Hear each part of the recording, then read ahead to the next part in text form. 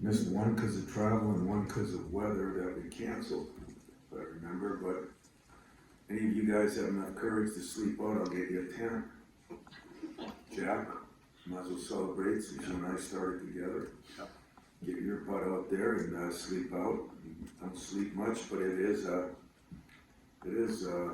fun time, and I'm looking forward to that. October 7th, guys are really looking forward to the madness.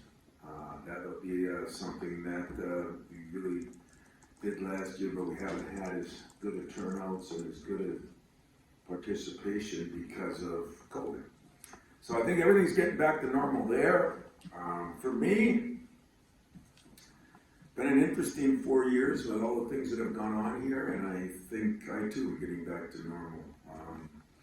I'm looking forward to scheduling the world.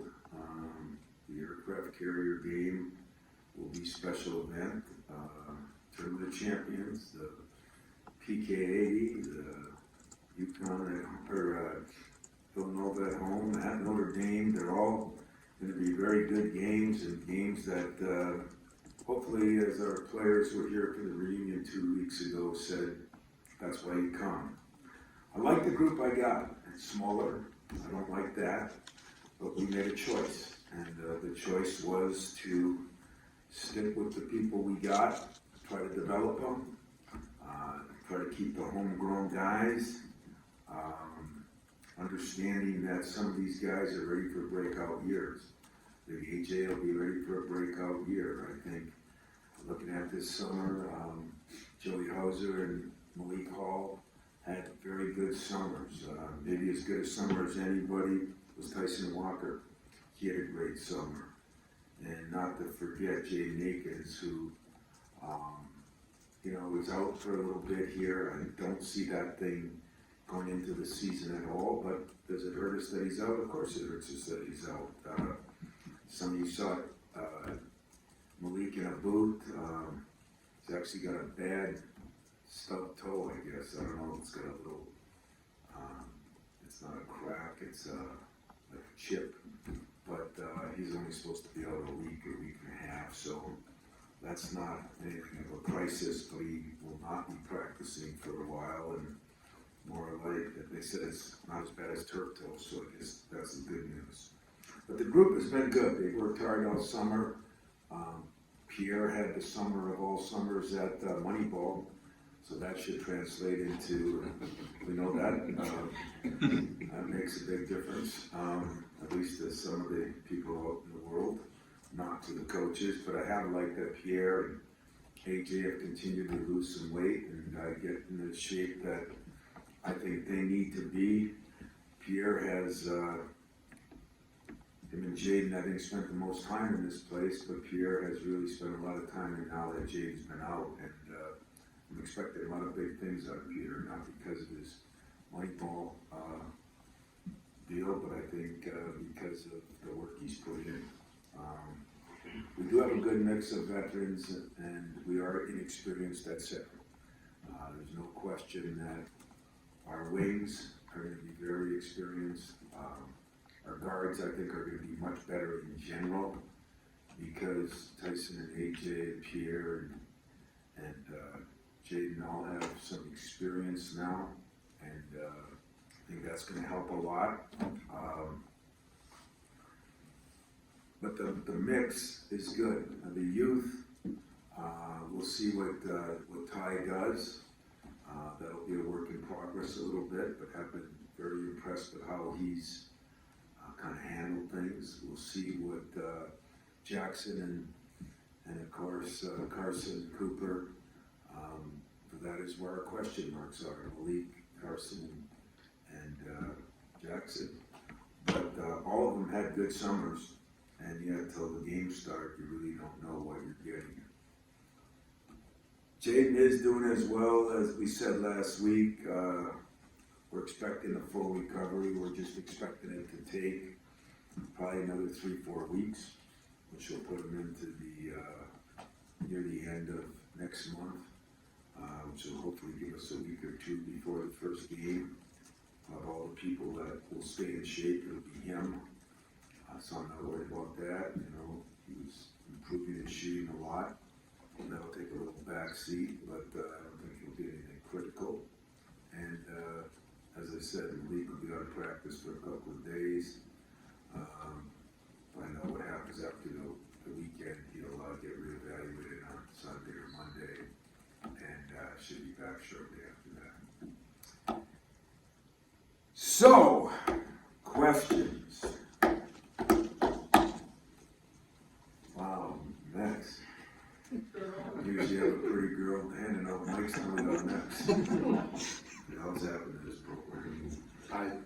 You mentioned about Monty and the center position. I guess, what have you seen throughout the course of the summer to allow him to maybe fit into that spot? And you previously kind of thought maybe Carson would redshirt. Do you think is that off the table now, or is it something you guys will talk about? You know, nothing's off the table, but I think we're going to need all of our bigs. And we can still go small ball at times, but there are guys in our league that we have to play against, and sometimes just having bodies and fouls to give is going to be valuable. What has helped Carson is he's actually been better than we thought. And so we were going to redshirt him to develop him and see what happens, but and he was agreeable to that, which means he's probably not American. You can't do that in America anymore.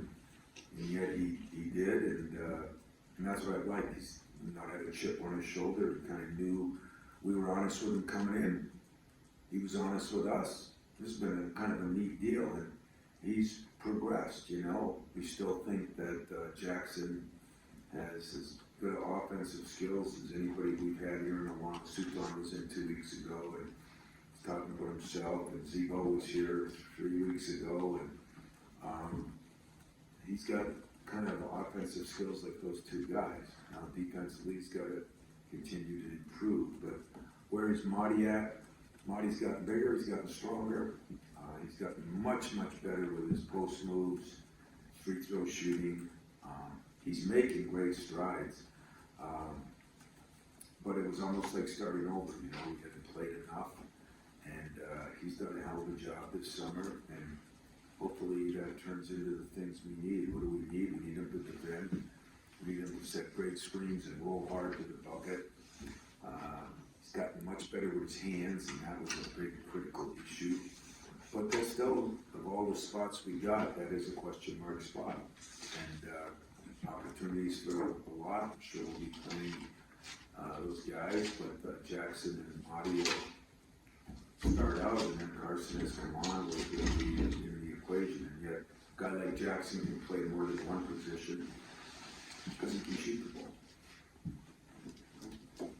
You've got a roster with just sort of a lot of flexibility, it seems like, and I know it's a smaller roster, but you've got 2 point guards you can use together or separate. You've seen them, right? You've got Malik and Joey, who you've seen together, and maybe the 3 and 4. Like, in terms of not just pecking order positions, but how it all fits, are there more possibilities than maybe you've?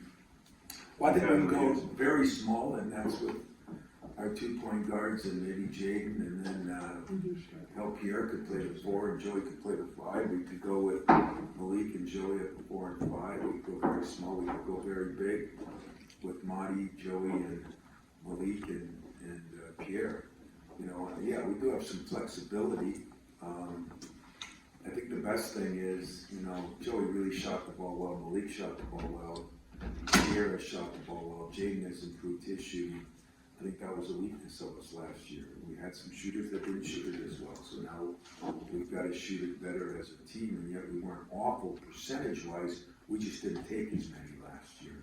I think we got to take more threes. I think we got to get to the free throw line more, and I think part of that will be we have to exploit mismatches that benefit us, and not worry as much about mismatches that would benefit our opponent. So yeah, I think we have.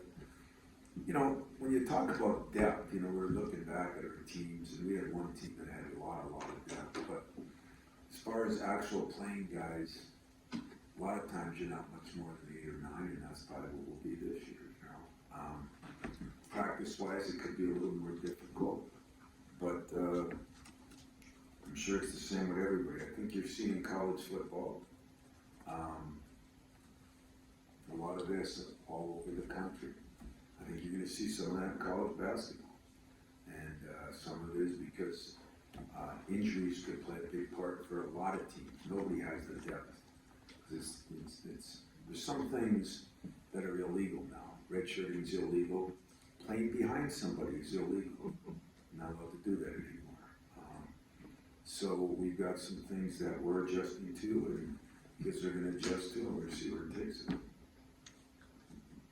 This will be the first time in, I think, 15 years that you haven't had DJ and Mike on your staff to start a season. Just wondering how big of an adjustment that is for you and how the new staff is kind of coming together so far. Well, Mike was in today, and I talked to DJ yesterday, so, they're still around. But you're right, having DJ at Weston and Mike enjoying life are two things that I'm happy for both of them on. It's been kind of interesting, Doug came back after being here in the years, 3 or 4 or 5, somewhere in there, and then Monty was here 8, 9 years, and then he left, and then he came back, and Thomas Kelly, who was played here, and then he was a GA here, then went to Western and came back, and John Borovich, who was a GA here, then worked for Brian Gregory and worked for Monty. So guys have been in kind of the system, and yet I like that they've been at different places a little bit, brings a little new blood, and then Cueto and Austin have still been great for us, in the meetings and that, I can look at someone now and say, okay, what do you think of Twitter as a 25-year-old Cueto, and if he agrees that it's a good thing, then I kill him, and then we go on from there. So it gives me somebody to beat on in the meetings and work with, but in general, I was going to miss Mike. I mean, he's been with me since college, and but he'll be around a lot, and he's going to stay in the area for a while. And but Mike's a friend. I miss DJ because DJ, as I said a lot of times, is a way better coach than maybe he got credit for. And but at the same time, when you move on and you get new blood, I mean, just to ask John Borovich, well, what did you do here? And what did you do there? And I like that, I don't like that, Gives you some new ideas, it gives you some new issues, and sometimes it reaffirms what you already thought and done, because they'll say, well, we did this, but it didn't work. Well, that's why we do it this way, or we did this and it did work, and that's why maybe we should adjust. So, gonna miss him. But pulling for DJ to have great success over there, and some of his staff and his players came out last week to watch practice.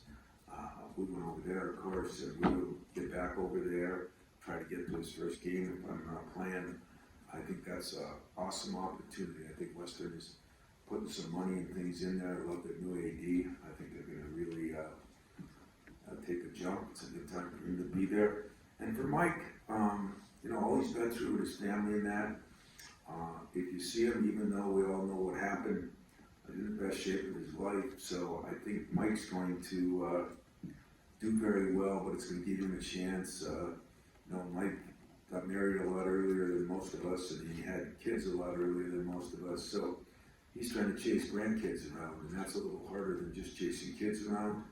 So I'm happy that he's going to have the opportunity to do that, and I think I've been very impressed with the job, Doug and Monty have done at the top of the list, and then I think McQuaid is coming along as a coach, and Austin has done a phenomenal job in the video area and helping in other areas. And then for TK and John Borovich has had to recruit the world. When you're at Northwestern, you recruit a different kind of guy, and I think that's been really good for us.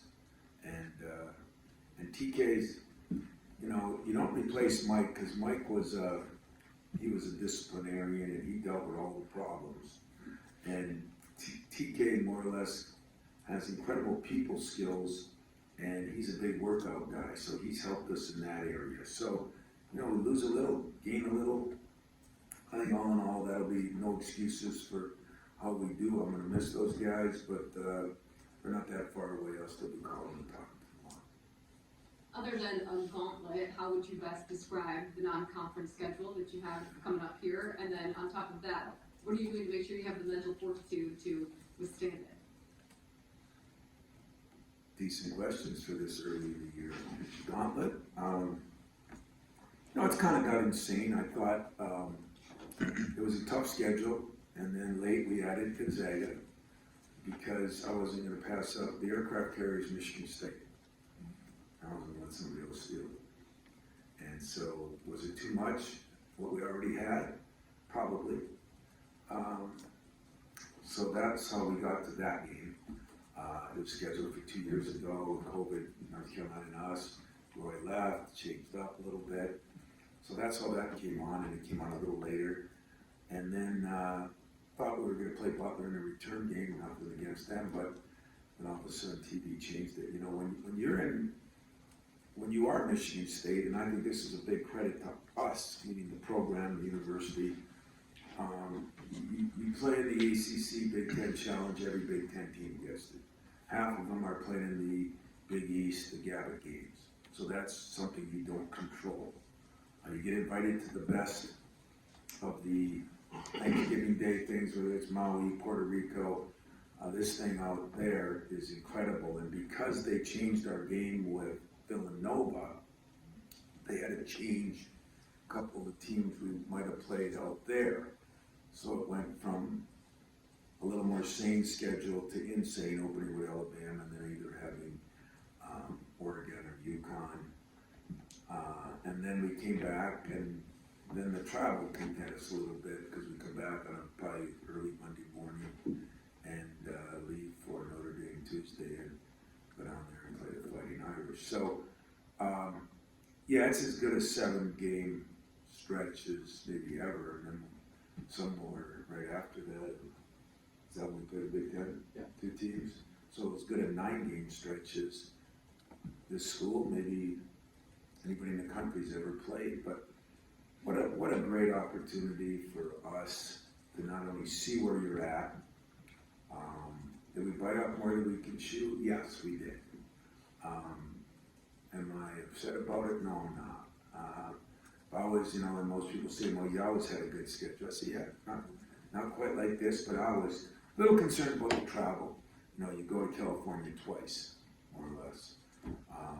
And because of that, you know, that 3-hour time change does affect you somewhat, but the opportunities we have, the ability to see where we are, the different teams we're going to play, the fact that Michigan State University is going to be, I think the Tournament of Champions has been like the second biggest watch game, other than the Final Four over the years, and I think the aircraft carrier, you know, could rival that. So, you know, we're going to be playing in 2 of the top 5 watch games, I bet, and good for recruiting, but better for Michigan State, you know, for football, volleyball, women's basketball, for all of us, and our university in general. So, I'm excited about it. You know, it's been a battle probably all summer, you know, that you better be ready. But your second part of your question, I think, is more important than the first part. We all know mental health and mental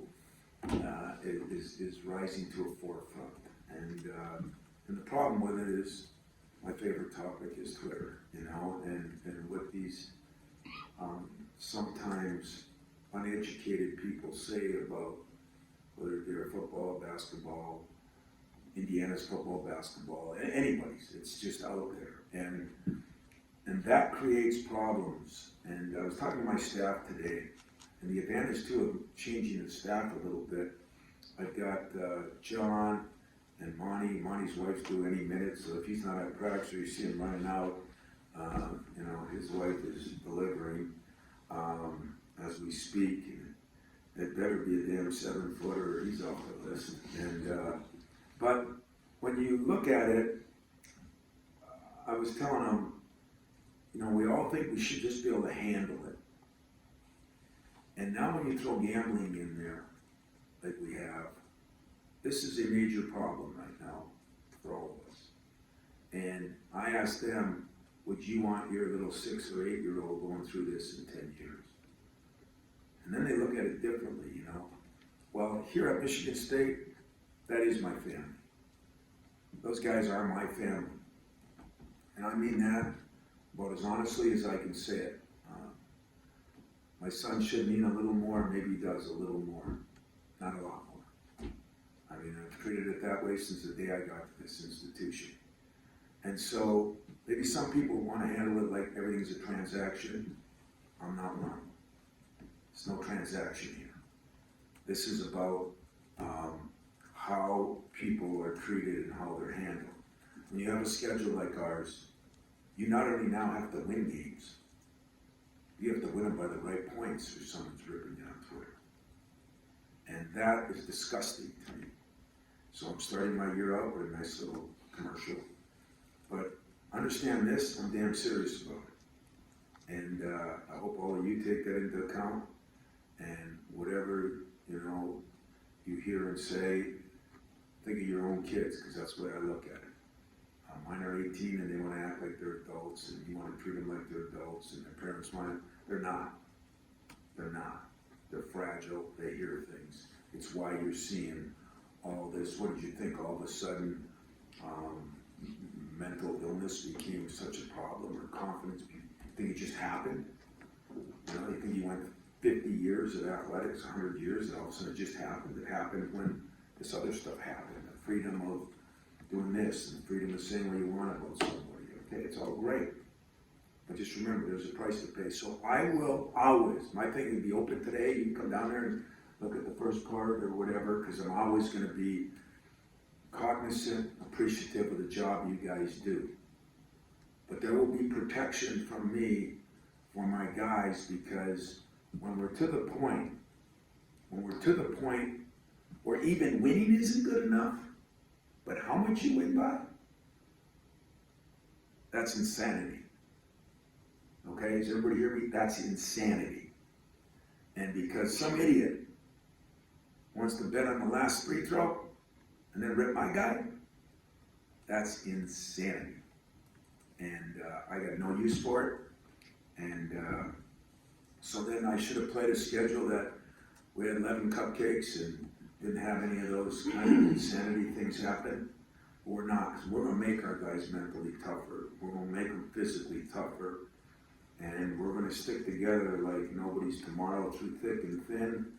And next question, now that you got me fired up. Don't think it's just a normal favorite subject, though. It's not. It's changed. It's changed. These other things that now we allow have changed it even more. And you can think about it until you think about your own son doing it. You'll think differently about it, I promise you. You don't have kids, you don't know yet. Go ahead. I wanted to ask you about, obviously the goal here is always championships, and having a shot to win the Big Ten in the last few weeks. When you look around the rest of the Big Ten, I don't know how much you have at this point, I'm sure you have. Does it feel like this is one of those years where it really seems like it's wide open? So in a season where maybe you don't have the depth you normally have, it feels like we still have the shot to be a competitor. Well, the goal is the same, and it'll always be the same as long as I'm here, because I've had the privilege of going into an NCAA tournament as a 7th seed and getting to a Final Four. The privilege of not being ranked as high and winning a Big Ten championship. That's where experience helps. Now, is that the normal? Is that the way you want to do it? But this year, other than Indiana, I don't know who has what.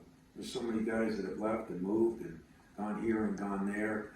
I don't know who's going to fit in, who's not going to fit in. Having good enough players is one thing. Remember this, championships are still won with chemistry and some kind of character. You know, you got to have character, you got to have chemistry to win championships. And, you know, who knows how some of these teams are going to fit together. But the best talent doesn't always win, or I could tell you 3 or 4 schools that would win every championship. So, Fred's here. Fred, I don't mind if your wife calls, but your barber, I mean, that's ridiculous. It's her birthday. It's not her. Tell Go her, ahead, sorry. tell her happy birthday. Anyway, I do feel it's more open than normal, Max, you gotta get a new podium here, brother. I do figure it's a little more, I think Indiana's got the most coming back that you can see, but, there's gonna be a lot of good teams. The league isn't gonna take a backseat to anybody. Is there anybody that you just say they're great? Well, I don't know if you said it about anybody around the country, because I don't know if anybody knows who anybody has, or how those people, those parts to the puzzle will fit in. And that's what's so difficult as a coach. You know, you've seen it in football all over the country, not only upsets, but even swings in games and that. And I just think there's not the consistency right now, because we're not consistent as you know, teams right now. And so we'll have to all adjust, but it's going to be the same for everybody. But to answer your question, yes, I think you know, maybe in a year where you don't look at the depth being the same, or you got some unknowns. I think there's a lot of teams in this league feel they have a chance to win it, and that'll be the exciting part of it. Hey, Tom, I remember at the end of really throughout last year, leadership was sort of a question for you, and at the end, you know, we were asking a little bit about AJ and whether he could be that guy. And wondering if you've seen that from him over the summer, or others that are could have that Leadership better is still a space. problem, and I think if you talk to most coaches in most sports, they tell you the same thing. You're getting a lot more coaches that are going game to game. You're getting coaches that are going by committee. You know, we're trying. I think it's important you get somebody throughout the summer. Different guys have shown some, and Jay Nakins has shown a little bit more than I thought he was. That's been encouraging. I think AJ is the guy that most of us, because you want your quarterback being the guy. And Tyson has shown a little more. The difference in Tyson and Walker is why I'm a big fan of sitting out. You know, I mean, he had an okay year last year. Came on better at the end. But boy, the year to get to know the program and now grow in it and everything, he's a lot better player, I think, than he was a year ago. And you know, he's shown some of that. And of course, Malik and Joey are our oldest guys, and they've had great summers. So it's going to be a little bit by committee early, and hopefully after 3-4 weeks of real practice, we'll pick somebody. But has anybody just stood out yet? Not yet. So when you talk to our players, challenge them. I've been doing it all summer, and then not in a bad way. I think in a good way. And sometimes, you know, especially talking to Mel or to even Nick over the years, or to Mark Antonio, you know, some people have a leadership council. They have a leadership. It's a little easier in football because you get more numbers. But the reason they're doing it usually is there's not enough people that are kind of born leaders anymore. You know, the Cleveses and the Johnsons and even the Valentines or Tum Tums or Travises. Those guys, there's not as many of those anymore. And hopefully we'll find somebody. But I've had good chemistry. I've had good moments of leadership. But as they say, great leaders are doing something that nobody's watching. We're still trying to find that. A couple more, Fred. Two things, one at a time. You've talked a couple hundred times about what it means having the ex-players back, but you just had the grind week. I'm wondering what it does for your players, and I don't mean in a rah-rah, boy, it feels good, great to have you back. When Draymond and Steve Smith and even Shannon Brown in practice here, they bond with them. Does that help your team on the floor? You know, I really don't give a damn what it does to their players. For me, that motivates me a lot. But you know what I enjoyed is I didn't talk in one huddle that they had at the end of each workout. I just let the team talk, Draymond talk. Draymond talked a lot. The team talked, and but Steve a couple times talked to him, and it was, you know, when the team talks, I realize why we won a championship. You have to have guys that aren't afraid of hearing their own voice, and that really, when he talks, I swear to God, he's us again. But I think that happens because now he has a son this age, and he looks at it even differently. Because he's telling him, I've sat with him at a Piston game, and he's telling him that was the wrong decision, that was the right one, you're not doing it. Now it's amazing. And so I think for the players, hearing that I hope, and that's another good question to ask them, it meant the world. But you know, we're kind of in a society where everybody thinks they've accomplished everything, and sometimes people don't listen as well as they should. They think they know everything, and you know, I thought those players talked to them in such a way that I think they did listen. I think they did hear. I think they talked a lot more about things that were non-basketball, just how hard you got to work, how close your team's got to be.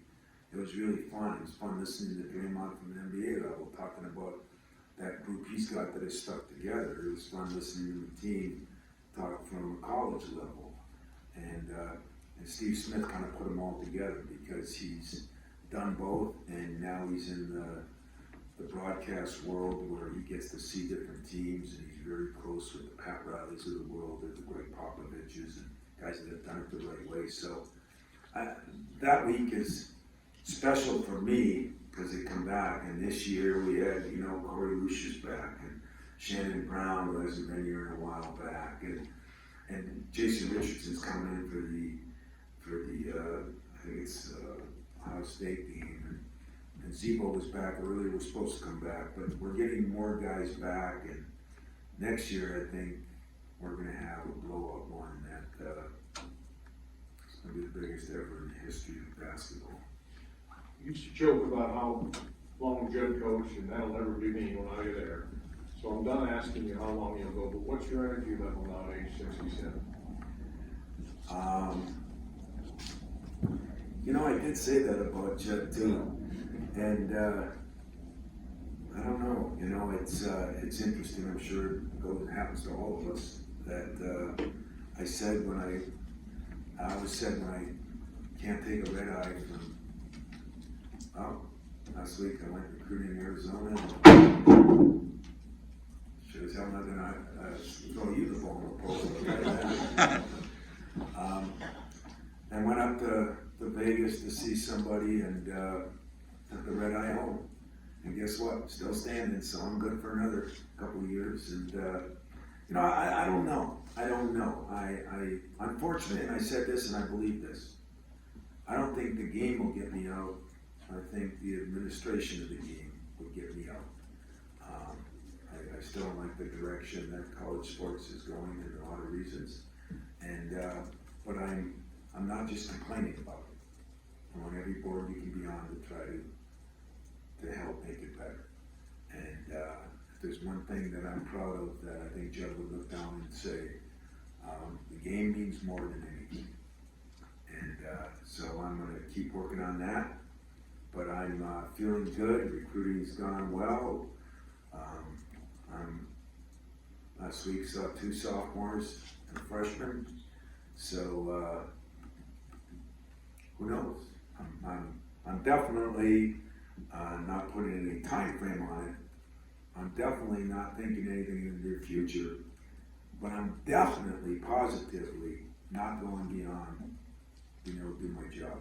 And that's take red eyes, get out recruiting, do whatever I gotta do on a daily basis. And how do I feel now? I probably feel the best I've felt in the last 5 years just because of all we've been through in a lot of different areas, COVID in particular lately, and we're moving forward now. I'm not wearing a mask. I'm gonna coach, yell at officials again. It's gonna be fun. Can't wait to get started. Tom, one more quick question about your team. Tyson last year shot 47-3 from deep. That was the same as Resper his senior year when he was player of the year. But he was kind of a reluctant shooter in certain games. How can you get him to have more offensive initiative when it's there? Well, I think that goes on both parties, you know. I think, you know, we didn't play him as much maybe in certain games, number one. Number two, he didn't get the ball when I think he could have and should have, you know. If I didn't do a good job of, we got to figure out who are our shooters. Those guys got to get shots. We got to quit turning the damn ball over. That's been a point of emphasis all summer. We did get more shots last year, I think 57. I'd like to get over 60 shots a game. That would help more people get more shots. We got to get up more threes, but you usually get threes that are inside out, which means guys gotta drive it and kick it. And I thought last year when we drove it, we tried to finish it, that's where some of those turnovers came on. That'll be a big part of AJ, because he's strong enough to get in there and pass it. So I mean, all those things are part of it, but definitely Tyson has been a bright spot of the summer. He's shooting the ball extremely well right now. He's, as he said, he's stronger, he's in the best shape of his life. It would be an interesting interview to ask Tyson the difference between 2 summers ago and this summer, and what a year has done, and all those things, because he's had a great year. He's on track to graduate. You know, everything that you hope for a kid, he's doing. And yet the rest of us, coaching staff has to do their job, and those point guards, which he's won at times, he just has the ability to play 2 positions pretty well. And yet where he could be really dynamite for us is he's a guy that can shoot it and guard it. Most guys that shoot it, it's illegal to guard it. And he can shoot it and guard it, and that could separate him a little bit. So time for one more, whatever. It's up to you guys, gals, ladies. About Jaden, you mentioned his injury. Youper, gotta be a Youper, man. You don't need that frickin' mic. You just wanna talk, right? I like it. You mentioned his injury, something you don't see being a factor in the season. How are you going to handle that when he does come back? Though, is he going to have any minutes restrictions day one, or is it going to be kind of? You know, that kind of, yeah, that's a good question. That kind of depends on the doctors and what they tell me. And thank God they caught it before it broke through. So we're on the bright side, and we went to a specialist that really did a hell of a job. And everybody's real comfortable and confident and everything. But hey, that is above my level. You know, I don't know what's going to happen there. And we will definitely not, we're not going to put them out there early and jeopardize the season and miss a couple of games, whether they're the biggest games or not. We're not going to do that. But I don't see that as an issue right now. And I think the good thing with Jaden, he's down there cranking it on that bike and on that Versa climber. And his conditioning, I think, will be good. Like Cleves when he came back. After 3 months. Jaden will be out, 6 weeks. So I see a lot more positive in that, but only time's going to tell that. And there'll never be a time with him. He's worked so hard in the off season that I'll jeopardize. I mean, remember, I'm the idiot that lost the right state, and Cleves is sitting there swearing at me for not putting him in, and then put him in and we lost. So nothing's more important than Jay Akins to me, including a game or 2. But that's one of the unfortunate things about this question is, we don't get a chance to groom our freshmen into things very much here in the preseason. It's one of the arguments that the guys that don't play anybody always say to me, nobody's mad because everybody's scoring points, you're winning, but he's not on you. People aren't mad at you.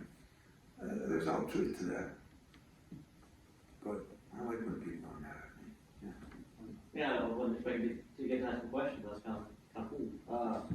What I want to ask you, Tom, is that you mentioned Carson's been better than you expected. Can you give some just kind of specific examples of those areas where he's been better than what you thought? Well, he's just very talented offensively. He's got very good skills. He does not have great quickness yet. He's working on his strength. He's getting his body in better shape.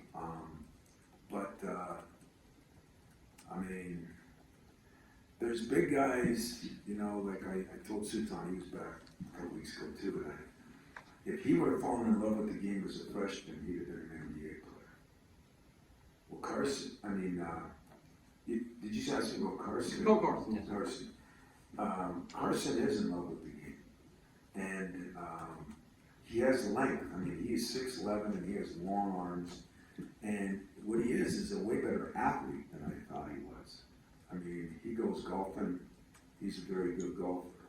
He plays pickleball. He's a very good pickleball player. He can throw a football. He can catch a football. He has very good athletic skills. And what he's working on now, he's got good hops. What he's working on is we've changed the body already, and he works on it. He's a phenomenal student, so he picks up everything well. And he just, after talking to one of his coaches down there was Vernon Carey's coach, and I knew him from recruiting him, and he told us early on, this kid will be a little bit of a diamond in the rough, you know, and he has been very good. I mean, you know, he's not as offensive skilled as Jackson, of course. He's not as strong or athletic as Amadi, but he's got something that neither one of those have. He has longer length and still has some athletic ability to it. So who knows what that's going to mean? You know, it's always different. Like I said, summer ball is one thing, winter ball is another. You've had football players, you ever had a soccer player before? Ebach, maybe? You know, I don't know if Ebach played soccer. Some thought he played soccer while he was playing basketball, but love you to him. But anyway, you know, if you look at athletes and bigger guys, and Elijah Allen was a soccer player, you know, like those guys can play different sports, and I think that says something about your athleticism. When you're a big guy, you have that, and you still have some passion about the game, and you have very, very good intelligence. I mean, he's even a pretty intelligent basketball player. I mean, basketball IQ, he's a very intelligent student, so I think he'll pick things up quicker than maybe most guys, and that'll help. So between the three of them, we have different guys to go to. We'll just see how they do now as we really start practicing and scrimmaging and get it up and down a little bit. All right, well, and like I said, it's day one, and you'll see a little bit of it today. We'll still open it up. Everybody's gonna have questions, but I feel good about, you know, where we are. You know, whenever you have an injury or two, you say, wow, you know, I look at what football's going through. There's a lot of injuries. You have those years when you have none. You have those years when you have a lot. If we have a lot, we're in trouble. But we would have been in trouble anyway. You know, when you say about depth, you know, if you got a player that's in a body, but he's not good enough to play, it really doesn't help you that much anyway. You know, we won't forfeit any games. We'll probably play the same amount of guys we normally play. We'll just, practices will be a little different. I'm not going to change them any. And it's not really that big a deal. So, Jay Wright has told me that playing 6 was awesome for him. You know, we won't be doing that. We'll play more than that, but I think you can do that if you need to. In this day and age where everybody's unhappy about their playing time, maybe it works to our advantage. Who knows? All right. Good. Thanks, Tom. Off to you guys.